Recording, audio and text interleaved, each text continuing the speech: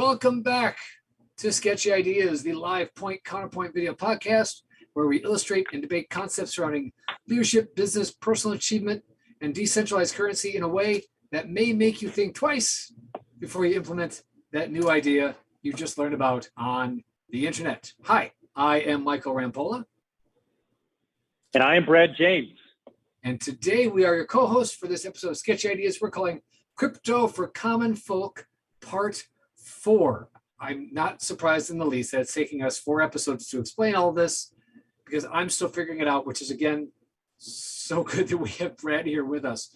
We're going to talk about cryptocurrency in a way that makes the concept easy to understand. There's a lot of confusing explanations out there. We're not interested in those. We're interested in the sketchy explanations, and that's why you're here too. So today we're going to talk through Part 4, expanding on mining, talking about NFTs, maybe some meta stuff. Stay tuned for all of that. But first, a word from our sponsors. Brad, that's your cue. Hey, it's the holidays are coming up and it's time to do any holiday marketing. If you're struggling with what to do, how to get it done, where to go to figure out how to get it done, any of that good stuff, whether it's social content, maybe you're running a small event, maybe you're trying to put out a new product or mailers or things like that, do me a favor, don't stress. It's the holidays. It's supposed to be enjoyable. So don't stress. Call up my friend Erin. Actually, email her over at erin@creamcitymarketing.com, and she will help you out. Back over to you, Michael. Some days running your business probably feels like operating, let's say a mine, but nobody ever told you how that excavator works. You're not even sure if there be any gold down there. Maybe your team isn't so interested in helping you mine for that gold, and maybe it's family and they're cursing you out and you're being filmed. Wait, that's a different show. In any case, if your day ever feels like that, Spirity wants to help you. We want to provide you with the clarity you need to run your business better. We want to provide you with the tools and resources you need as a leader of others to get that team aligned on the goal. We even want to provide you with the data that will help you understand whether or not that is where you should be digging, and if it's not, what you should do about it. Reach out to us at spirity.com for the clarity you need to turn your business ideas into gold. Ooh. I thought that was pretty good. Is that pretty good? I thought it was good. It's pretty good, except we're not talking about gold. We're not? I thought that was gold. So I am here for the gold. You're not here for the gold? I'm here for the gold. No. There is a cryptocurrency called Bitcoin Gold, but we're not going to talk about that. Well, what are we going to talk about, Brad? Well, what did we talk about last week, Michael? Last week we talked about Pop quiz, hot shot. Last week we talked about actually the mining part and how we how we evaluate whether or not what we're doing is efficient, how we're turning energy into dollars, and why somebody actually would pay for that. And then we said, but there's this whole other, it's not just the Bitcoin, there's this other, well, not just other, there's a lot of other versions of that. There's a lot of other currencies. Yeah. And on top of that, there's other things that are built on the blockchain, the infamous or infamous, it's like famous, the infamous NFTs and the also becoming infamous metaverse, all of which are based on blockchain technology, which makes this thing a whole lot more variable than I think we realized at first. Yes. Because blockchain straight up is like, okay, blockchain, crypto, Bitcoin, right? That's one thing. Yeah. And then you realize that that technology has a whole lot, a bunch of other applications, right? This is where I thought I was confused before.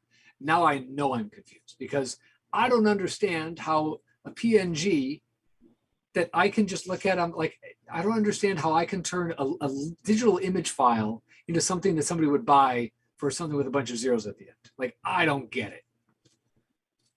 Right. Well, all right. So this is, we're shifting from, we've been talking a lot about like hard currencies and mining those hard currencies. And we're shifting to more application-based stuff, right? So look at blockchain now, not just Bitcoin or those, and look at where the applications come in. And one of them is NFTs. I don't know if we've talked about logistics, right? But we're going to talk about NFTs. We're going to talk about how logistically this helps with things, which I think we touched on, logistics. those are the two things to think about. Is that, remember when we talked about the dynamics of money and how fast it moves is really how money makes the world work? Okay. Yes. That's essentially what we're discussing here, because let's talk about logistics first. If we look at it from a manual standpoint, going back to that original application, think about contracts, think about moving goods, think about events, all of those details that go with it. Each of those is different, but if we think about a container, you've got a bunch of t-shirts that are being made in Southeast Asia, right? So that whole supply chain, right? If we were to just go through that quick, we can start with, this is a fun exercise that I'm sure everybody's done at some point in their career. T-shirt starts with what? Cotton, right? Cotton. Okay. Oh, yeah, this is like cotton then goes to, gets loomed up, right?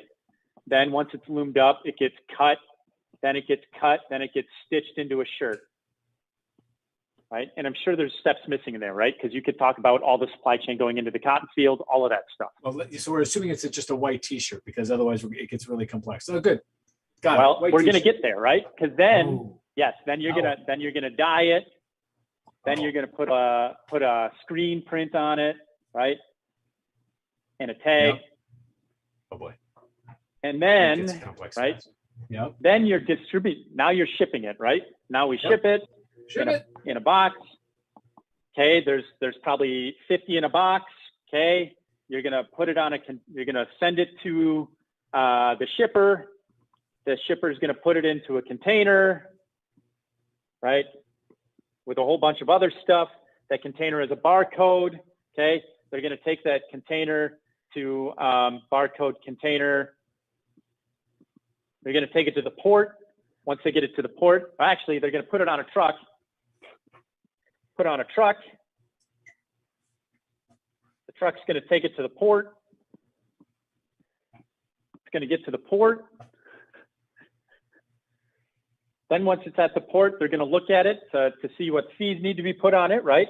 So your whole customs thing. It's going to get approved or unapproved. Once it's approved, it's going to get put in the lineup to go on the next ship. Then it gets put on the ship. Once it's on the ship, you got to know where it is in the ocean. It gets overseas to the destination. And then, so long story short, right? It gets landed, right? It gets to destination port. They have to check it to make sure it's intact. It gets off the boat. Then it goes through customs again, right? On the container end, right? Okay, that container is sealed. Now somebody has to come pick it up. Gets put on a t-shirt. I just wanted a t-shirt. Yeah, I know. But you see, all right. So all of this parts, right? Yeah. And if we think about how it's been done with the dynamics of money for years, each of these stages is a separate contract of sorts. Right. Each of the stages, even inside of each of these things, there's micro steps to get it from where it is to the next step. Yep. The idea of blockchain helps specifically with stuff like this, because now you can track it from beginning to end automatically, so you're not doing it manually, which is what most of this is. Right. So therefore, if I'm the end customer, right, and let's say I'm just going to put end, customer over here. Yeah, insert, another 2 weeks here, and then customer in hand. Right. Got it. So if we understand that each of these is a step along the way, which is why when you buy a shirt right now, it's going to be $20, $30, right? Right.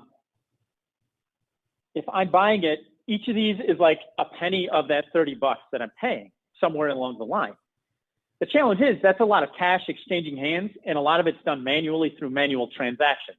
So one of the applications is this smart contract idea, where basically if I know all the steps, I can build a smart contract and know from beginning to end, the automatic distribution of that payout just happens automatically. So I don't have to put human hours behind it, which in turn eliminates waiting times for fees, makes money move faster, people get paid faster, the money speeds up. That's win-win. This application is one of the reasons why blockchain, specifically smart contracts, is so important, and making the monetary system not go through these central entities where they have to be handled by human beings. Because every time it needs to do that, we slow the process down, and we introduce more opportunities for error, right? And more cost, right? And more cost every time. Absolutely. Like so if we look at, remember what, 2 episodes we talked about transaction fees? The reason that transaction fee is 3.5% is because there's so many people that have to touch everything. Right. But if you automate it, now it actually makes economic sense to lower that transaction fee. Right. Right. Which means sorry to all of the accountants out there in the world. This does not mean you will lose your jobs. We still need you. It just means your role will shift from just cranking out numbers like you do on a day-to-day basis to more fun things. Because think about, once you get this process nailed down, all the fun things you can do with it to make sure that the money along the way is spent correctly as well. So more accountants, so you're having more fun. That sounds like a value prop to me. Yes. Exactly. Okay. All right.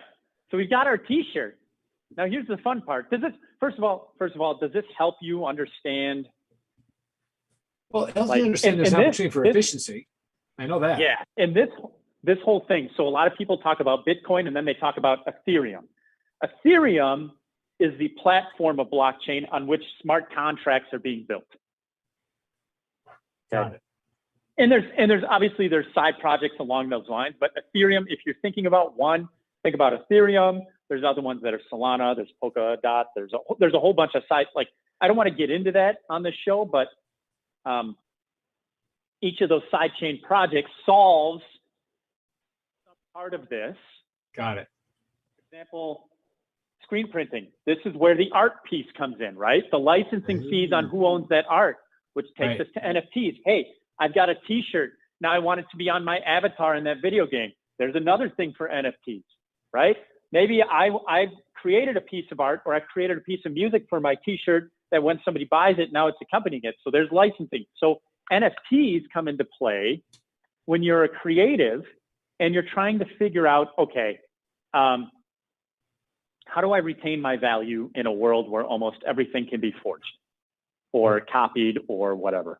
Okay, this is the reason why NFTs have become a big deal. And the thing is whether we like it or not, we've been dealing with NFTs ever since the age of video games, ever since the age of licensing, really, but really video games.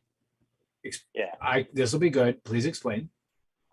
Okay, so Michael, do you play any video games on your cell phone? Yeah, just not much. Like, it's the one I always play.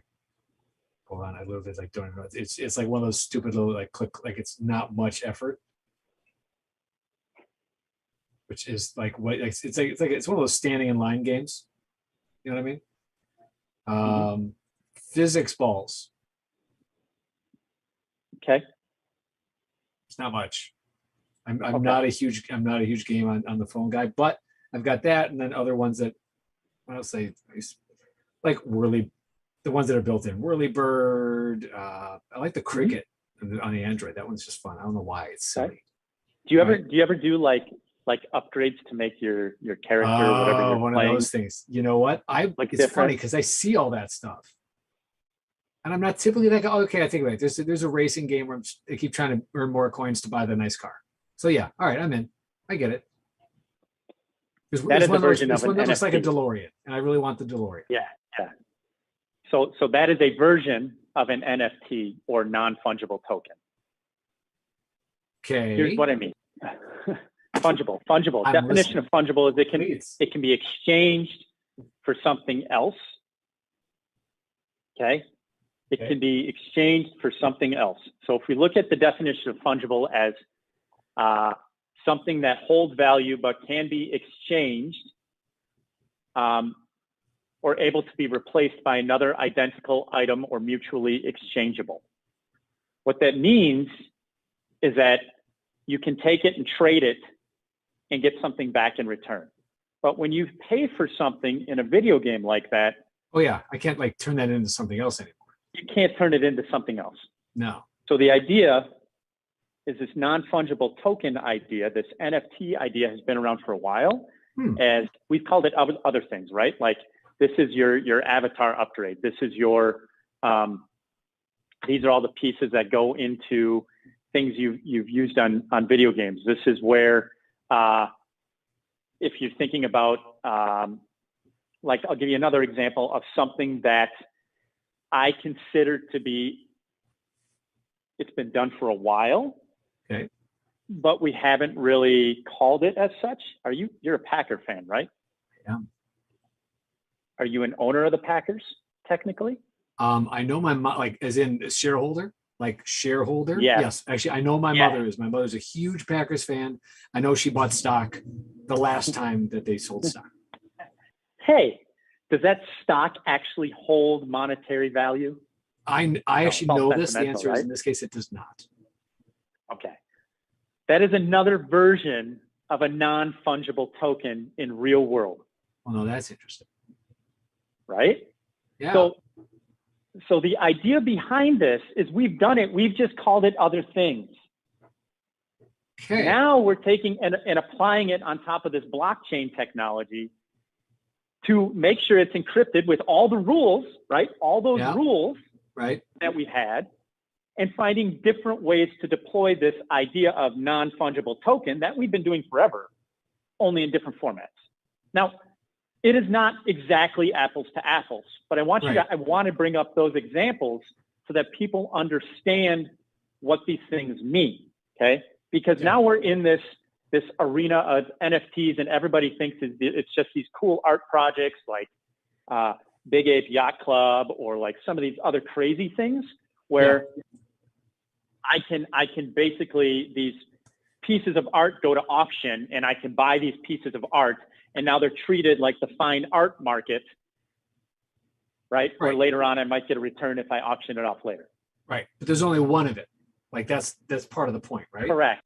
That's part of the point. So that's why, like with creatives or other things. So if we look at like prints on classic art, we're doing something similar to it, right? That's a form of quote unquote NFT in some way, shape, or form. The difference is because we've got the intrinsic value of art, we're all of a sudden saying this is technically something I can sell later. So the argument of this whole NFT thing being gets really confusing. And I know that's why it gets confusing. But if you look at it purely from the standpoint of it doesn't really hold value from a physical standpoint, like unless you find somebody who feels it has that same value that you do. Which actually goes back to the whole point that you made earlier about what is currency really. We have to agree on the value of the object for it to have that value, right? Yes, correct. Let's take a piece of art, like physical art, painting, right? It goes to auction, right? Here. What?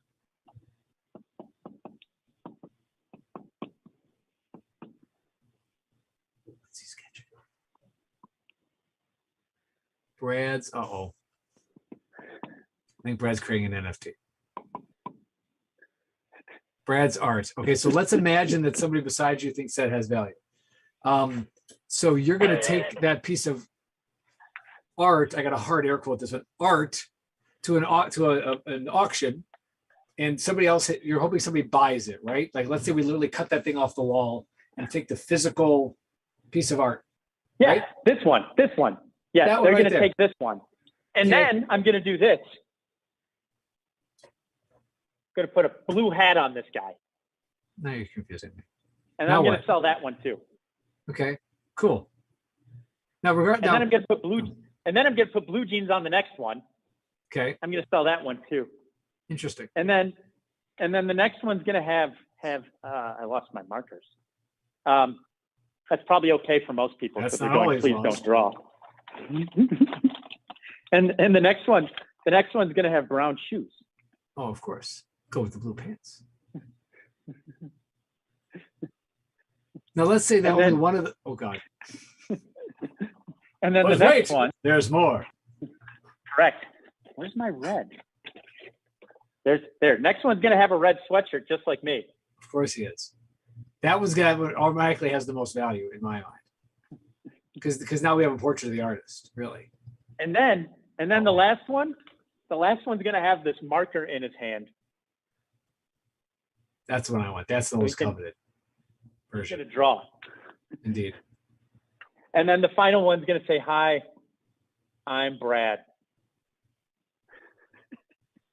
So let's say I take that piece of art to an auction, and I'm going to try At least Elizabeth's getting a kick out of it. well, I'm getting something out of it. I don't know if it's a kick. I'm going to try and take this out and sell it, and let's pretend that somebody else agrees that it has value and gives me money for it, right? Now, Sure. that Which thing one? the last one, of course, Oh, okay. final iteration. That one now somebody buys it, gives me money for it, but the thing itself doesn't have value unless if that person wants to trade it in, they can't trade it back to me. I'm not selling, I'm not buying it back. Somebody else has to also agree it has value for it to, right, be fungible. Yeah. Until somebody else says it has value, it is non-fungible. Yeah.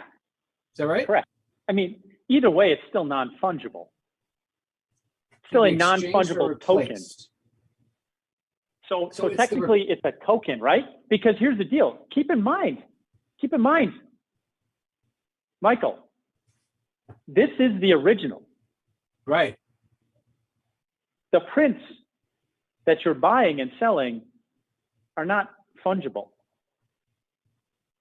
This is fungible. I could cut this out and have it be a physical piece of art. But I thought you said the physical art was not fungible because it's a physical piece of art now.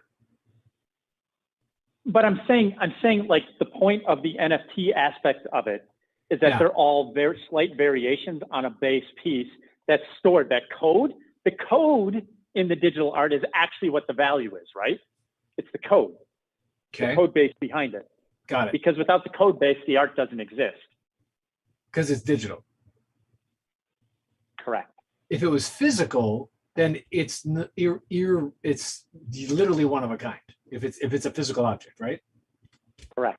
Yeah. And if so, and I can't exchange that for anything. I mean, I could. Somebody would have to trade me something for it, but then I have to agree that the thing they're trading me also has value. So now we're getting maybe more complex. But so is the exchanging for something else? Does that exchange have to mean another thing that's not currency, or can the exchange for something be an exchange for currency? For fungibility. That's where I get confused. Ask that in a different way. So we said fungible means if it is fungible, it can be exchanged for something else or it can be replaced by something else, right? Mm-hmm. So a physical piece of art could be exchanged for currency. Would make it fungible, but I feel like a physical piece of art is actually not fungible because it's a unique one of a kind thing. Right, but you got to understand that there's data behind each of these, right? There's a piece of data because we're talking about, again, code bases, all right? So okay, so that changes the equation.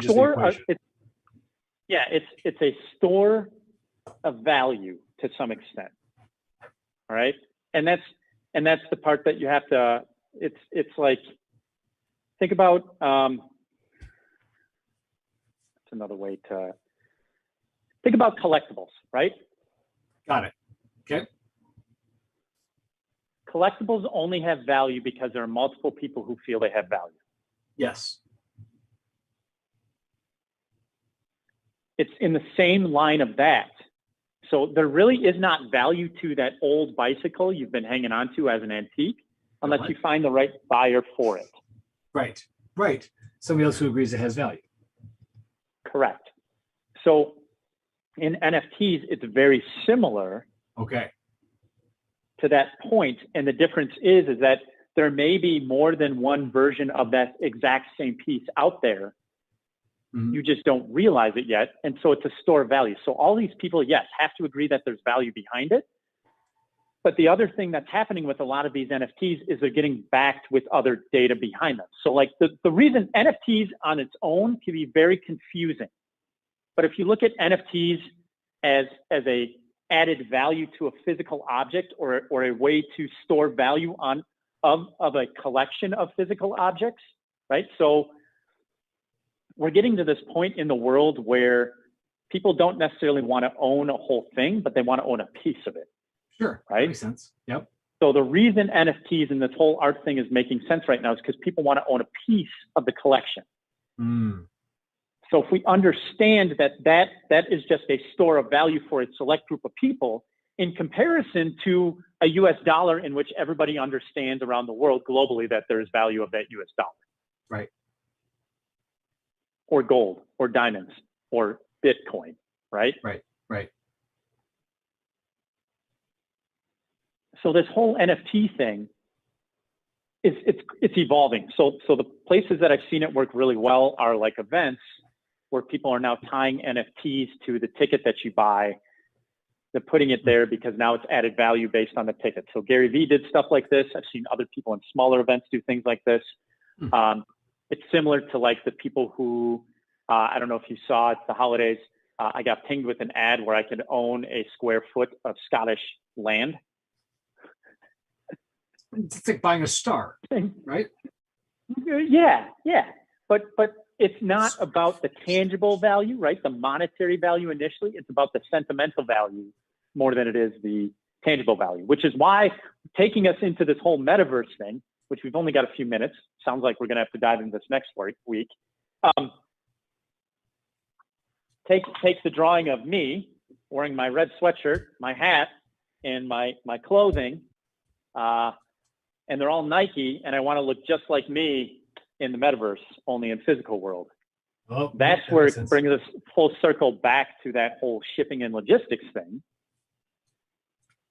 Because what's going to happen is people are going to buy clothing, and then they're going to be able to put that clothing on their avatar in the metaverse that they just bought. And it took them all that time to get here through that weird supply chain. Wait a minute. And so along with the clothing, the competitive advantage, because clothing is commoditized now, unless you've got a solid brand. Right. This is another way to add value to that piece of clothing, because let's be real, that clothing along the way, most of it's in the transportation of it. Right.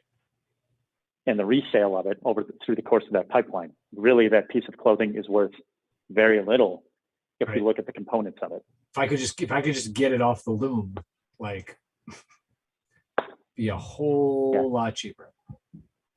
So that's for next week, though, I think, because I feel like that's a whole other thing. So next week, when we talk about that, we talk about the metaverse, we talk about Diem, which is Facebook's version of cryptocurrency in the metaverse and of sorts. Okay. And their future plans to release their own stable coin, all that good stuff. We'll dive into that next week. But does this we're gonna have to, because I'm up to this here, so I can't dive in any deeper at this point. I'm just catching breaths. Again, all of this stuff is very confusing when you look at it first time. Right. But the more you dive into it and the more you learn about it, the more it makes clear sense from an application standpoint, especially if you're looking at how everybody is connected to one of these, which we talked about the first episode of Crypto for Common Folk. Yeah. The more we're getting to this point where there is this weird blurred line between reality and digital, right, and how that all works. And you're going to have to jump back and forth in between the two. And that's purely because of globalization on a bigger picture. Because now I can talk to somebody on the other side of the world at any time during the day or night.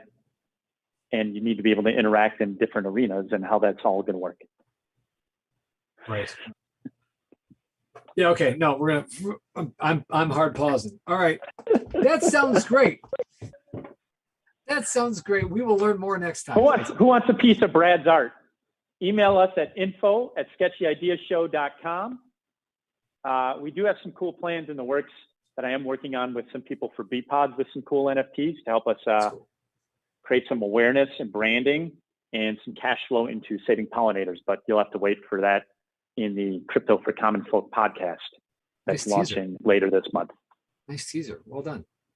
All right. So folks, you just learned, hey there, common folks, you just learned all about NFTs, the blockchain logistics, and why your shirt costs so darn much.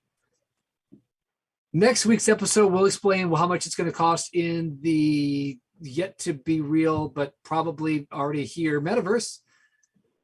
And I'll probably a whole bunch of other things that I will ask lots of smart dumb guy questions about. In the meantime, send us your questions, your ideas, and your bids for Brad's NFT to Sketchy to Brad's art. Brad's art. Brad's art. Brad's art. Sorry. Brad's art. Send us your bids to info@sketchyideashow.com. Elizabeth will have the two of you duke it out for whoever it is that really wants that thing. And she'll get back to you. And yeah, keep sending us your questions. We want to keep talking about the things that you want to learn more about. And come back next week when we go over more sketchy ideas live. Remember, in the meantime, just because it's a sketchy idea doesn't mean it's not worth exploring. Just watch us. We'll see you next time. Bye-bye.